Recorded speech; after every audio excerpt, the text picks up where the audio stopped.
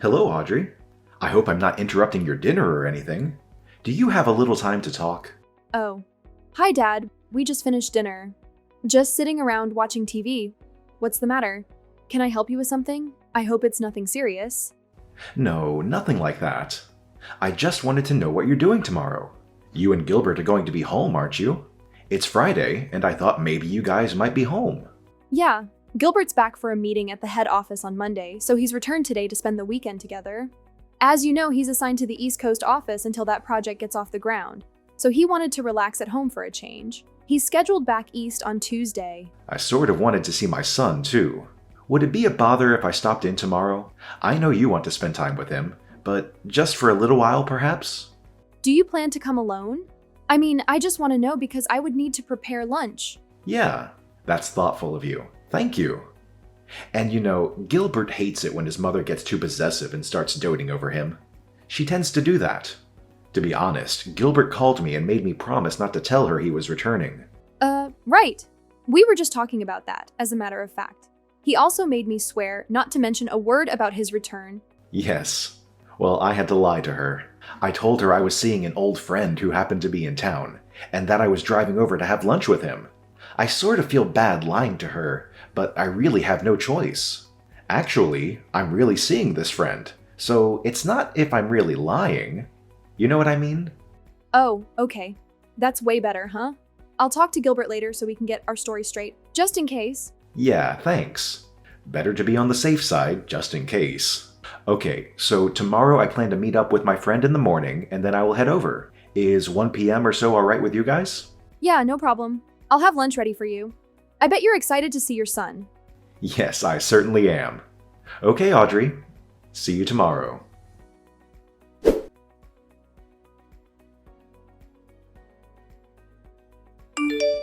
Hello? Audrey, are you there? Pick up, would you please? I want you to clean the house tomorrow. And I won't take no for an answer. So, what I want you to do is take the day off and drive over here at noon or so. Please start with the living room. It needs a good vacuum. Excuse me. This is all kind of sudden, isn't it? I said no excuses. You have your car, right? Pick up some floor cleaner on the way here, would you? We're out. After you've done cleaning, I need you to go out and do some grocery shopping. I have to replenish some big items.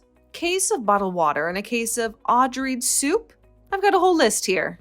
And you know I have a bad back, so help me out here, would you? I'm sorry, but I just can't make it tomorrow. I already made an important appointment. I really can't change it. What did I just say? I said I will not take no for an answer. Besides, what's more important than helping out your husband's mother when she's in trouble? You better get your priorities straight, Audrey. Well, my priority tomorrow is that I have an important schedule that I cannot change no matter what. I'm afraid you're going to have to take that no for an answer. End of story. But I'm willing to help you out on another day. But as for tomorrow, it's not going to happen. I'm really sorry about that. I'm just asking you to do a little cleaning and shopping for me for Pete's sake. That's the least you can do for your mother. Mother, where do you think I live? You're at least an hour and a half drive away. I can't just pop over there and do the cleaning and shopping and pop back home again. It would take the entire day. Am I hearing you right? What's an hour and a half drive on the way? That's nothing. You know what people call women like you? They call people like you foot draggers. A lazy bum is what you are. I just cannot understand why Gilbert even married you. How can you act this way towards your mother-in-law? No matter what you say, Mother, I'm not changing my schedule. And that's that. No further discussion required. Goodbye.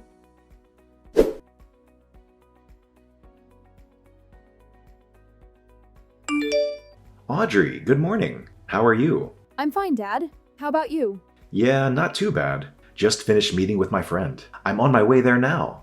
I should get there in about 20 minutes. No change of plans, I hope. No changes. Just be careful driving over here. The traffic seems a bit heavy today. No need to pick up anything on the way. We're all set for lunch.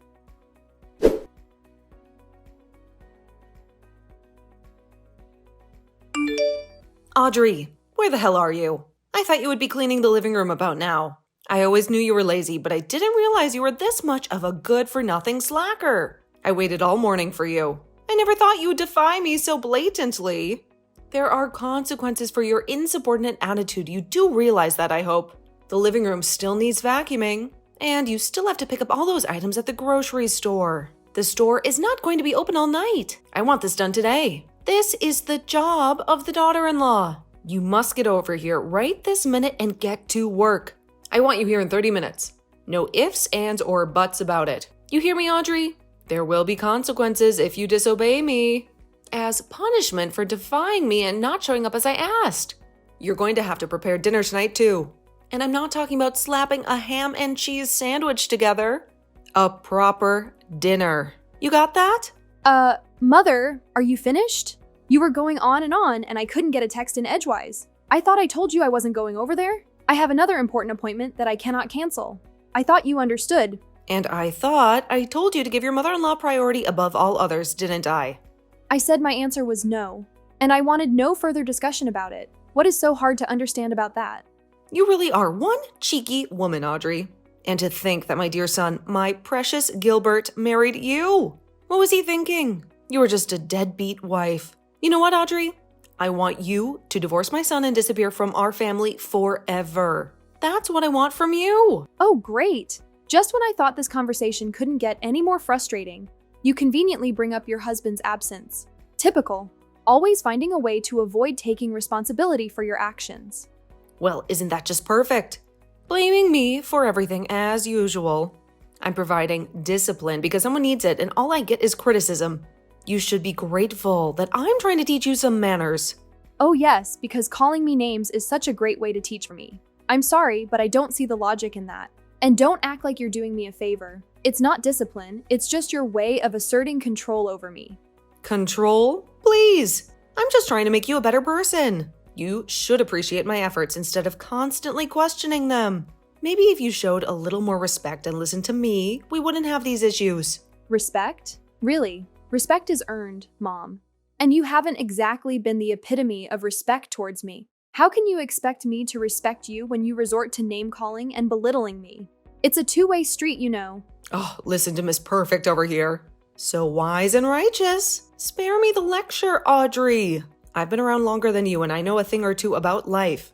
Maybe if you stopped acting so entitled, you'd realize that. Entitled? That's rich coming from you. You're the one who can't handle any dissenting opinions and throws a fit whenever things don't go your way. I'm not entitled. I just want to be treated with respect and fairness like any other member of this family. Well, aren't you just the champion of fairness? I can see why your husband is furious. He's probably tired of your constant complaints and demands. Maybe you should take a good look in the mirror before pointing fingers at me. You know what? I'm done with this pointless argument. I've tried to reason with you, but it's clear that you're not interested in listening or understanding. I'll leave you to your own delusions. Just remember, our conversation is recorded, so you can't deny your behavior. Fine, go ahead and record it. I have nothing to hide. And maybe you should play it back to yourself so you can hear how unreasonable and ungrateful you sound. I've had enough of your attitude. Goodbye, Audrey.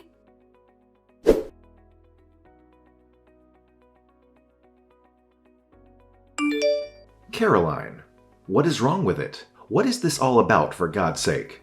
I wish you would put a stop to all of this. Why do you have to treat Audrey so horribly? What did she ever do to you? Is that you, Philip? What is this? Why are you texting me? I'm over here at Audrey and Gilbert's place right now. Audrey showed me what you've been saying to her. What is this? A lazy, deadbeat wife? Really? How could you say such things to Audrey? What? You're at Gilbert's place now? Why? Gilbert came back for a few days. Apparently, he has a meeting at the office on Monday. He wanted to spend time with Audrey over the weekend. I heard he was here. So on my way back from meeting my friend, I stopped in to say hello. Pardon me? Gilbert is back? He's home now? Why didn't anybody tell me what's going on here? This is the first time I'm hearing of this. Yeah, of course you haven't. I kept it from you. I didn't want you to know. If only you had told me, I would have gone with you today. How could you not tell me, Philip? If I had known, I could have gone over there and provided Audrey with the discipline that she needs to become a better housewife. Why didn't you tell me, Philip? You want to know why I didn't tell you, dear? That's because Gilbert asked me not to tell you. Huh? Gilbert asked you not to tell me? How can that be? Why would he do a thing like that? You really don't get it, do you, Carolyn? Don't you see what you're doing? Get what? What are you talking about? What do I not get, Philip? It's the fact that Gilbert is keeping his distance from you. He's avoiding having to deal with you. Keeping his distance? Did he say that? That he wants to avoid dealing with me? But why? I don't believe you, Philip. Why would my dear son want to avoid me? His own mother? I brought him up. I adored and doted on him since he was just a baby. I devoted my life to my son. How could such dedication and love not get through to him? How could he not feel the love I feel towards him? That's exactly what he finds intolerable. That fanatical devotion you have towards him. But is it really love? Isn't it just arrogance? A form of narcissism? I really wish you would wake up and smell the coffee. How dare you say that to me, Philip? How about you? What have you done? Tell me, Philip, as a father, what have you done for Gilbert? That was so great. Did you shower him with love like I have all these years? As Gilbert's father, I think I've done what's necessary. I know that I am always here for him when he needs me, and I would do anything for him if asked. Pardon me? That's all? That you're there for him? I could say the same. Well, let me give you 2 examples of what I mean. The first example is Gilbert introduced me to his best friend, an old classmate of his from college. Excuse me? His best friend? What's that have to do with anything? It has everything to do with it, Carolyn. His best friend, Fred. You know Fred, right? Wait, Fred? Are you talking about that Fred? He's that parentless boy? That orphan? That Fred? I told him not to associate with him. He is not of our caliber. That's the one. You do remember him, don't you? How could he be Gilbert's best friend? You must be mistaken. You know that people like that, kids who grow up without parents, don't amount to much. Well, that Fred that you so abhor, he's currently the CEO of a major corporation. A corporation that generates over $1 billion a year. No, that can't be right. Not that orphan. He graduated from a top university all on his own. Finished at the top of his class right after he graduated. He started his own company and in no time built it to what it is today. When Gilbert first met him, he told me that I knew Fred would go far, that he succeeded beyond anyone's wildest dreams. And he was right. Unlike you, Gilbert has a good eye for people. He knew Fred would make a name for himself someday. He had no doubt in his mind. That Fred? That parentless young man? He runs a $1 billion company? He's the CEO of this company. Are you serious? And the second example. This concerns Audrey, Gilbert's wife and your daughter-in-law. Gilbert introduced me to her 2 years before they even got married. He told me that he was in love with her and was seriously thinking about marrying her. He introduced Audrey to you 2 years before they got married? That's right. At the time, he told me he was going to introduce you to Audrey right before getting married. As I recall, it was like 2 or 3 months ago, wasn't it? He was sure you'd kick up a fuss and would totally reject the marriage outright. Is that why he rejected that nice woman that I was going to introduce to him back then? It was because he was already going out with Audrey. He was already planning to marry her. Is that what you're saying? That's exactly what I'm saying. And who was this woman you were going to introduce him to anyways? You know her too.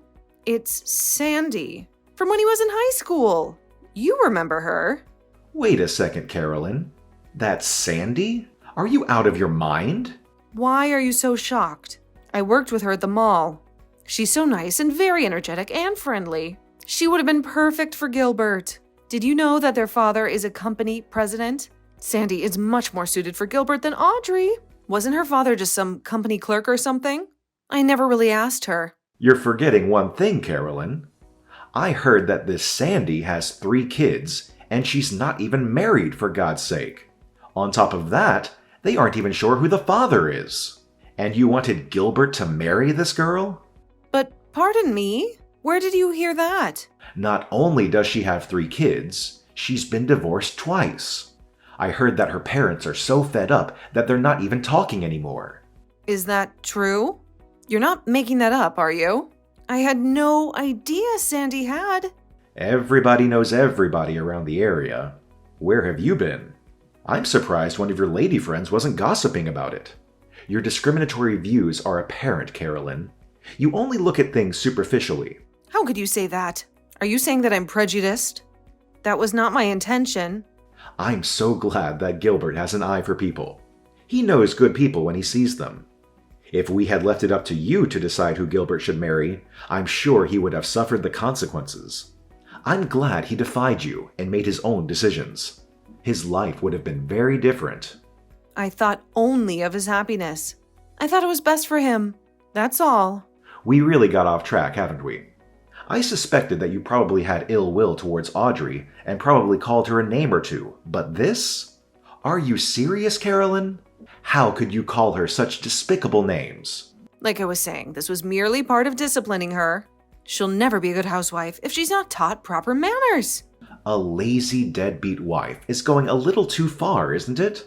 You come off as a hateful bully is all. Gilbert is standing right here next to me.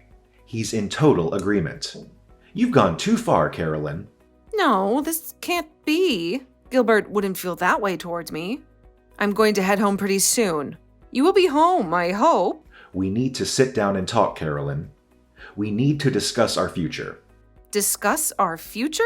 What are you talking about? 10 years ago, I was forced to accept defeat because of your reaction, your total hysteria. But this time, I've had it. There are just too many complications involved this time. I cannot ignore it any longer. Unlike 10 years ago, my mind is set. There is no one who is going to change my mind. You can become enraged all you want. Become hysterical all you want. My decision is final. Huh? What do you mean final? Are you serious, Philip?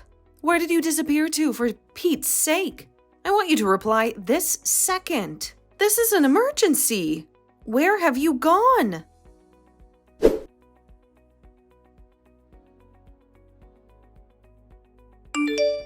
Oh, hello, Mother. What can I do for you? You seem kind of upset. There's nobody here. Where have you disappeared to? Oh, I see what this is about. So you did go to our house. Philip was right, after all. He advised us to move out as soon as possible. I was a little reluctant at first, but he was right after all. I'm glad I took his advice. Ugh, my husband's advice? What are you talking about? No, Caroline, he's no longer your husband. Shut your mouth. This is all his fault. All Philip's fault. He just could not comprehend the love and consideration that I devoted to Gilbert. Unlike my husband, I was always thinking of my precious son. Always. But Gilbert will come around one day, I know it. He'll look back and understand all that I did for him. I see you have not come to grips with what you did, have you? After that harsh condemnation that Philip gave you and you still don't understand? What more do we have to do to make you see? What do you know? You have no right to lecture me. You've only been with Gilbert for 3 or 4 years. I brought him into this world and raised him to be the man he is. You will never understand that bond. The almost 30 years that I spent with him. It's a never-ending eternal bond. It was Gilbert, your devoted son, that suggested that we move and relocate. More accurately, he made the decision to take me to his current place of employment. He put in a transfer to the position back east. He wants to make it permanent, and the company agreed. You're moving there? To his current office? Seriously? What about your own job? Did you quit? No, of course not. I was permitted to work remotely so I can work from anywhere now. Very convenient, actually. I see. Well, then I will pack some things to be over there by the end of the week. I don't think so, Caroline. The address over here is not the one you were told. That was a company dorm. We found a more permanent place. What? You found a new place already? Where is this new place? I'm sorry, but I'm not permitted to divulge that information. After all, we moved in order to get away from you, so why would we tell you? You're trying to pull Gilbert and I apart. All I'm doing is obeying Gilbert's requests. As his wife, I have to obey his every command, right? Isn't that what you always told me? I can't believe that Gilbert would never do that. You're hiding it from me. Gilbert will tell me. I'm sure of it. Okay, whatever. Think how you I really don't care if you believe me or not, to be honest. But if you continue to disregard Gilbert's feelings, if you continue to deny reality, I'm afraid you'll never see your son again. Pardon me? Not seeing my son? Not see my Gilbert ever again? There is nothing further for me to say to you. So maybe we can cut it short. What do you say? Goodbye. Wait. And don't cut me off. What do you mean? I won't ever see my son again? Don't you dare cut me off. Audrey? You'll regret this, Audrey?